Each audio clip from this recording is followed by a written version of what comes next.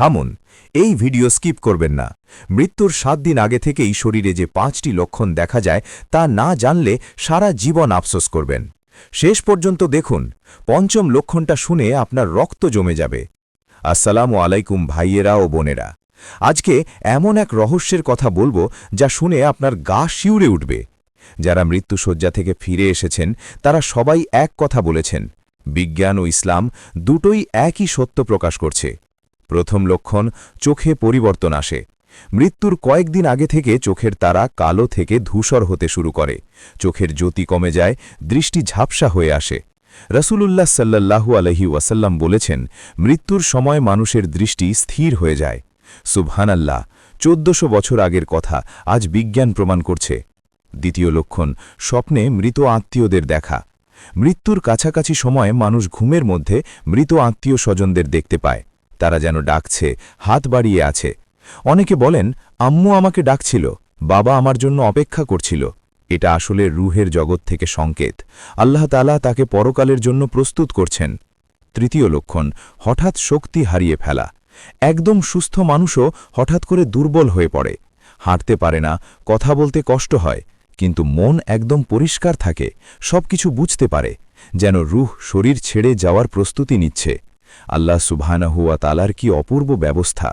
চতুর্থ লক্ষণ, পা ঠান্ডা হতে শুরু করে। ডাক্তাররা বলেন, মৃত্যুর আগে শরীরের তাপমাত্রা পা থেকে কমতে শুরু করে, ধীরে ধীরে ওপরের দিকে উঠতে থাকে। হাদিসে এসেছে, রুহ শরীরের নিচের অংশ থেকে বের হতে শুরু করে। আল্লাহু আকবার, কি নিখুঁত মিল বিজ্ঞান আর ইসলামের। পঞ্চম লক্ষণ, ফেরেশতাদের দেখা যায়। এটাই সবচেয়ে ভয়ঙ্কর সত্য। ভাই আমার, মৃত্যুর ঠিক আগ মুহূর্তে প্রতিটি মানুষ ফেরেশতাদের দেখতে পায়। এখানে কোনো ধোঁকা নেই, কোনো মিথ্যা নেই। নেককার বান্দা দেখে নূরের পোশাক পরা সুন্দর ফেরেশতা, জান্নাতের সুগন্ধ চারপাশে। তারা বলেন, হে পবিত্র আত্মা, বের হয়ে এসো আল্লাহর ক্ষমা ও সন্তুষ্টির দিকে।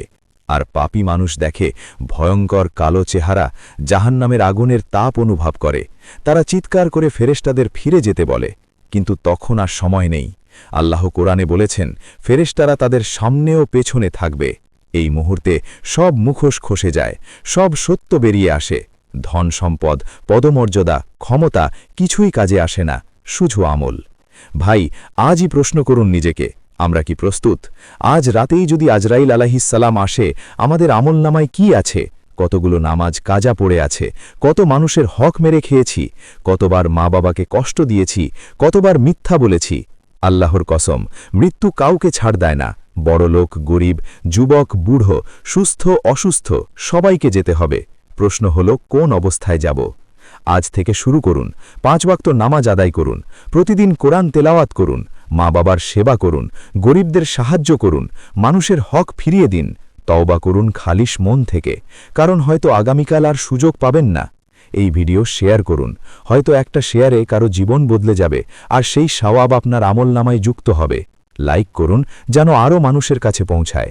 সাবস্ক্রাইব করুন প্রতিদিন এমন ভিডিও পেতে।